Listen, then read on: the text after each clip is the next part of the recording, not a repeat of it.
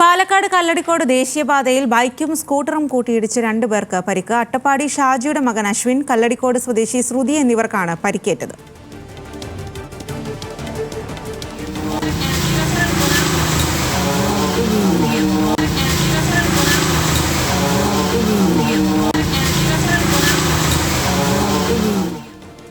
വിവരങ്ങളുമായി പ്രസാദ് ഉടുമ്പിശ്ശേരിയാണ് ചേരുന്നത്.